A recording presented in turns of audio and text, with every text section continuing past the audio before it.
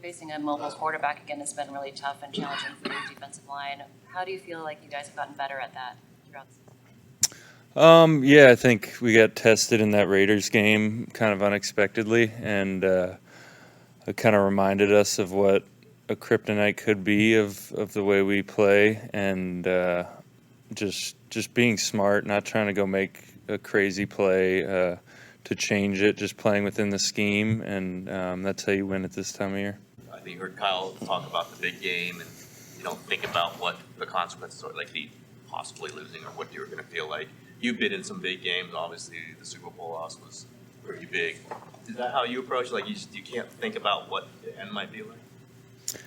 Yeah, definitely not thinking about the end right now. Thinking about each moment and each day.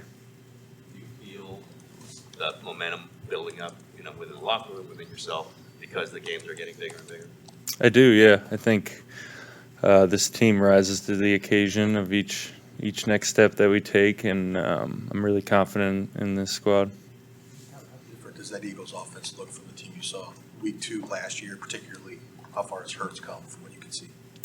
I haven't watched too much of him yet, just some run game stuff at this point. So, but yeah, I think both of us are a lot better teams than we were in that matchup. From what you know of them or little you may have seen of them, is this a team that physically can match you guys? Um, It's just physicality, violence, some of the stuff you guys have done.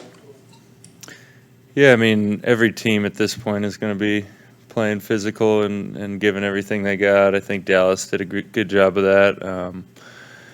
But yeah, we've been tested a lot this year, and I think this will be as big of a test as there is.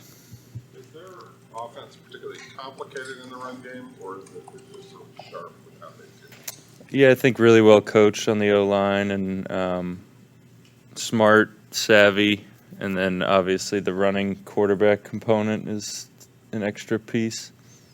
It's because Fred walked in, but we always see Fred breaking the huddle, leading the team, getting the energy. How important is that to a team, just to have someone who continues to be talking to everybody? Super important, But no, he's a great leader and gets our mind right whenever we need it. Glad to have him. I was wishing you were going critical of him. Nick, DeMeco's being sought after. A lot of teams want to have him as their coach.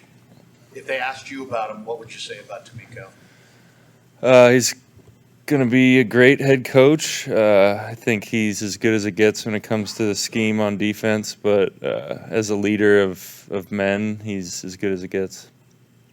Challenges that Mailata presents that are unique for tackles, given his unique background coming from rugby fairly recently? I don't know about unique. He's huge, and he's a good player. So, but yeah, I'm gonna have to watch more on the pass game throughout the week. Said somebody who sort of leads by example, isn't super outspoken. Is there something that he's ever said to you, or something that you've seen him do that's really stuck in your mind in terms of him setting the tone or being a leader for that group? Yeah, I think Eric does. He leads in his own way, and every once in a while, especially this time of year, he'll do something like send a text early in the week is something that he does, because he watches more film than anybody, I'd say, on the D-line. So I think he's kind of like the quarterback of our D-line, where he'll kind of set the stage of what we're going to need to do this week to get it done. They had that deep throw to CeeDee Lamb down the left sideline. You weren't on the field. I think you missed 3 straight plays, which is just rare. Were you okay, or were you fine and just saying, "Can I get back in the game"? Yeah, I mean, I think I played every snap up to that point. So the way we play on the D-line, we need to rotate, and we've done that all year. So.